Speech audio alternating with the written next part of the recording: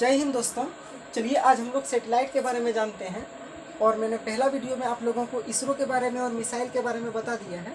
और अगर आप लोगों ने वो वीडियो नहीं देखा है तो उसको आप लोग देखें, क्योंकि उसको देखने के बाद ये बातें अधिक ही समझ में आएंगे। देखिए, सेटेलाइट को हिंदी में उपग्रह कहा जाता है। उपग्रह वैसे पिंड को कहा जाता है जो किसी ग्रह का चक्र लगाए, उसको क्या कहा जाता है? उपग्रह। पृथ्वी का एकमात्र प्राकृतिक उपग्रह है नेचुरल सेटेलाइट, जिसका नाम है मून। तो पूछा जाए, क्या मून तारा है? जी नहीं। क्या मून ग्रह है? एकदम नहीं। मून एक प्रकार का उपग्रह है, क्योंकि मून एक ग्रह पृथ्वी नामक ग्रह का चक्कर लगाता है। अब बात आती है कि हम लोग सेटेलाइट पढ़ क्यों रहे हैं। सेटेलाइट का फायदा सैन्य विभाग में होता है, मतलब सैनिकों के मदद के लिए होता है, निगरानी रखने में होता है। मौसम विज्ञान में सेटेलाइट का यूज किया जाता है। टेलीकम्युनिकेशन में सेटेलाइट का अहम भूमिका रहा है। सेटेलाइट के द्वारा ही टेलीकम्युनिकेशन चलते हैं।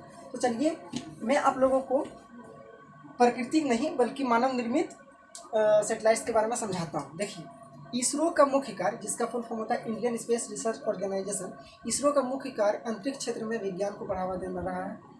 और इसरो ने लगभग 370, अभी तक टोटल 370 सेटेलाइट्स जो मानव निर्मित हैं उनको मतलब छोड़ चुके हैं इसरो के द्वारा। अब देखिए, हम लोग समझते हैं वो सेटेलाइट कितने प्रकार के होते हैं।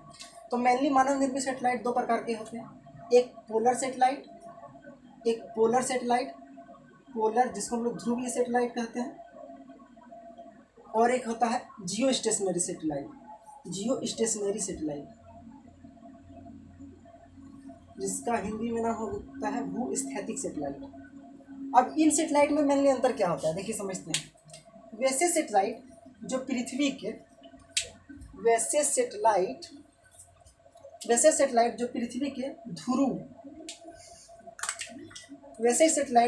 के ध्रुव, ये नॉर्थ पोल होता है इसका, और ये होता है साउथ पोल।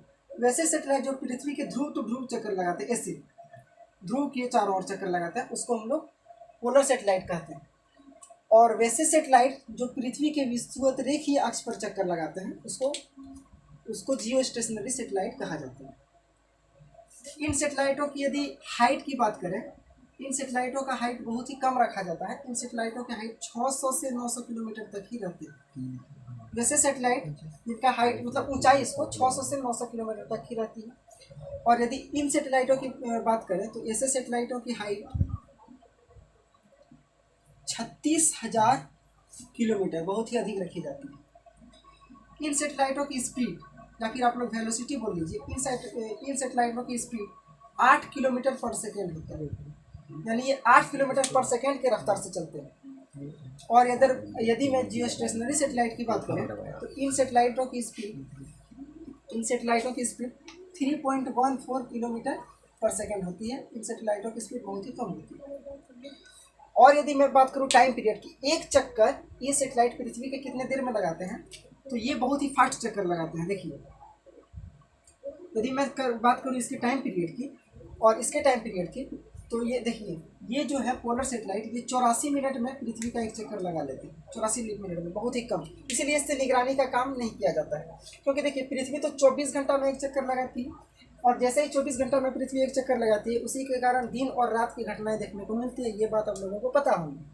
तो देखिए, पृथ्वी तो 24 घंटा में घूम रही है, मगर ये जैसे तैसे 84 मिनट में जहाँ तहाँ घूम रहा है। तो कभी ये किसी शहर पर इसका लोकेशन होता है, कभी किसी शहर पर लोकेशन होता है। इसलिए इन सेटेलाइटों का उपयोग मेनली मौसम विज्ञान में किया जाता है। इसका यूज कहाँ किया जाता है? तो मौसम विज्ञान में। इससे निगरानी का काम नहीं हो पाता है। और यदि बात करूँ जियो स्टेशनरी सेटेलाइट की, तो ये 24 घंटा में एक चक्कर लगाते हैं, और जिससे निगरानी का कार्य किया जाता है। इसको मेनली जहाँ सैनिकों के लिए उपयोग किया जाता है, और इसी सेटेलाइट से हमारा टेलीकम्युनिकेशन में ये उपयोग आते हैं। आप समझिए कैसे। देखिए, 24 घंटा में ही ये इसका आवर्तकाल है, इसका टाइम पीरियड कितना है? 24 घंटा। अब देखिए, पृथ्वी भी 24 घंटा में घूमती है। मान के चलिए फेस के पास ऐसे मेरा ये सेटेलाइट लगा है, मेरा फेस को मान लीजिए आप लोग पृथ्वी है, तो देखिए ये भी 24 घंटा में घूम रहा है, और हम पृथ्वी है, मेरा फेस, तो मैं भी 24 घंटा में घूम रहा हूँ। तो देखिए, ये हमेशा मेरे फेस के सामने ही बना है।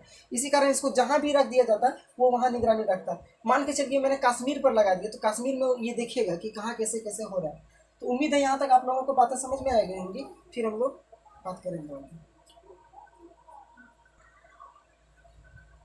चलिए अब हम लोग समझते हैं कि कोई भी सेटेलाइट को पृथ्वी को छोड़कर जाना है, पृथ्वी से उड़ने के लिए उसका वेग कितना होना चाहिए, उसका वेलोसिटी कितना होना चाहिए। तो ये डिपेंड करता है उसके पलायन वेग पर। पलायन वेग जिसको हम लोग कहते हैं एस्केप वेलोसिटी। क्या कहते हैं? Escape velocity. और इसका मान कितना होता है? तो एस्केप वेलोसिटी का मान होता है 11.2 किलोमीटर पर सेकेंड। 11.2 किलोमीटर पर सेकेंड। देखिए सेटेलाइट क्या, मान के चलिए मैं भी यदि चाहूँ कि गुरुत्वाकर्षण बल बाधा नहीं बने। आप लोग जानते हैं कि पृथ्वी सभी चीज़ों को गुरुत्वाकर्षण बल के कारण खींचती है। इसके मैं इसको भेज रहा हूँ, देखिए फिर नीचे आ जा रहा है। तो पृथ्वी से अगर यदि किसी भी वस्तु को हमको अंतरिक्ष तक दूर भेजना है, पृथ्वी के गुरुत्वाकर्षण रेंज से बाहर भेजना है, तो उसके लिए कितना वेलोसिटी होना चाहिए? 11.2 किलोमीटर पर सेकेंड। यदि मैं खुद 11.2 किलोमीटर पर सेकेंड की रफ्तार से जाऊंगा तो मैं अवश्य ही पृथ्वी के गुरुत्वाकर्षण रेंज से बाहर चला जाऊंगा। तो कोई भी सेटेलाइट को जब लॉन्च किया जाता है तो ये ध्यान, उसका वेग कितना होना चाहिए? 11.2 किलोमीटर पर सेकेंड। ये होता है पलायन वेग। ये क्या होता है? पलायन वेग। अब देखिए हम लोग समझते हैं कि इसको लॉन्च कैसे किया जाता है। और जब कक्षा में जाता है तो उसको हम लोग क्रिटिकल वेलोसिटी कहते हैं। कक्षा में जाने के बाद वो क्रिटिकल वेलोसिटी पर डिपेंड करता है और क्रिटिकल वेलोसिटी के ही चाल पर ये घूमता है कक्षा के बाद। अब देखिए कोई भी सेटेलाइट जो है कभी किस पथ पर घूमता है। यदि इसके पथ की बात कर लिया जाए, देखिए यदि वो इलिप्टाकार है तभी कोई सेटेलाइट इस पर घूमेगा। कोई मान के चलिए ये सेटेलाइट है, तो सेटेलाइट कैसे पथ पर घूमता है? इलिप्टाकार पर। यदि हम लोग इसको पैराबोला आकार कर देंगे, इससे थोड़ा अधिक पैराबोला, तो वो सेटेलाइट गिर जाते हैं नीचे। और यदि मैं हाइपरबोला कर दूं और ही अधिक, आप लोग जानते हैं परवलयाकार और अति परवलयाकार, तो वो भाग जाएगा।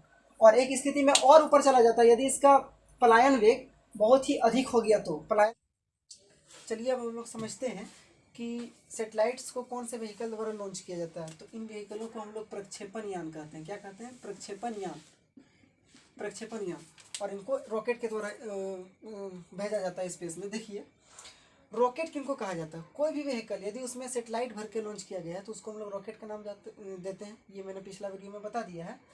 और यदि इसी में विस्फोटक सामग्री रख दी गई होती तो इसको हम लोग मिसाइल का नाम देते हैं। और यदि इसमें कोई इंसान बैठ के गया होता, जैसे कल्पना चावला गए थे, उसको हम लोग क्या कहते हैं? स्पेस शटल कहते हैं। अब देखिए इन रॉकेट मेनली दो प्रकार के होते हैं। ये यान मेनली दो प्रकार के होते हैं। वैसे यान जिसमें पोलर सेटेलाइट को भर के भेजा जाता है उसको PSLV कहते हैं, पोलर सेटेलाइट लॉन्चिंग व्हीकल। और वैसे यान जिसमें जियो स्टेशनरी सेटेलाइट को भर के भेजा जाता है उसको कहते हैं GSLV, जियो स्टेशनरी सेटेलाइट लॉन्चिंग व्हीकल। अब देखिए PSLV और GSLV में कितने प्रकार के इंजनों का प्रयोग किया जाता है।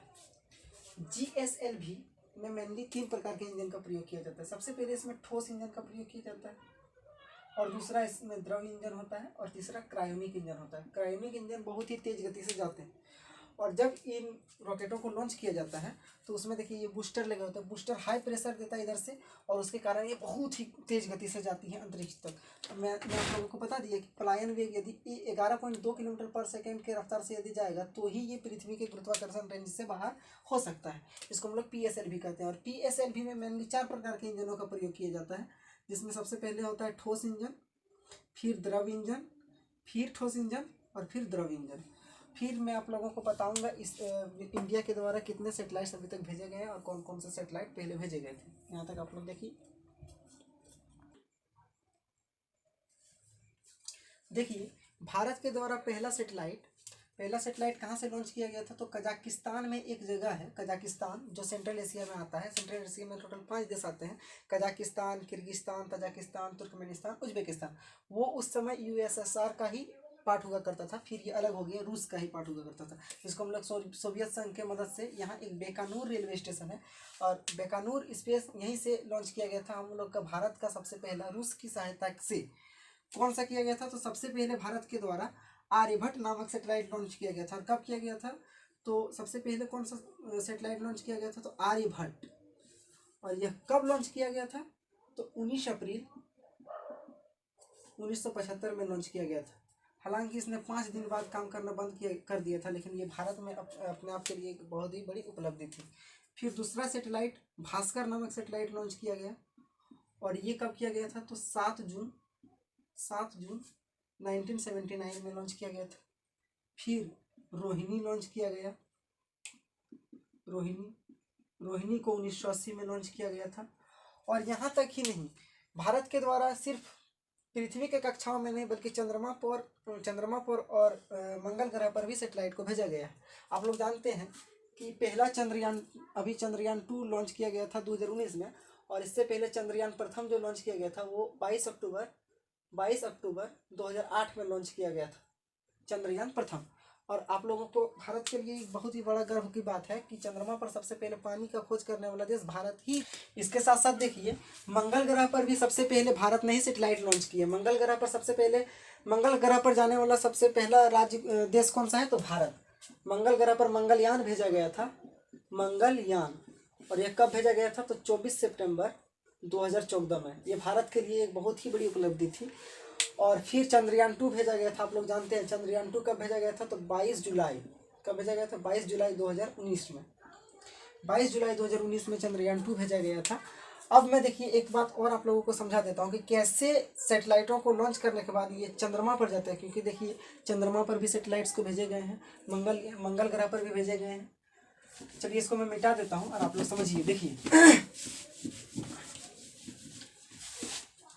ये पृथ्वी है, ये क्या है, अर्थ है। देखिए, कभी भी पृथ्वी से कोई सेटेलाइट को मान के चलिए लॉन्च किया गया, तो ये पृथ्वी के कक्षा में ऐसे घूमते हैं। जैसे पृथ्वी की कक्षा में घूमते घूमते ये अपना कक्षा बदलते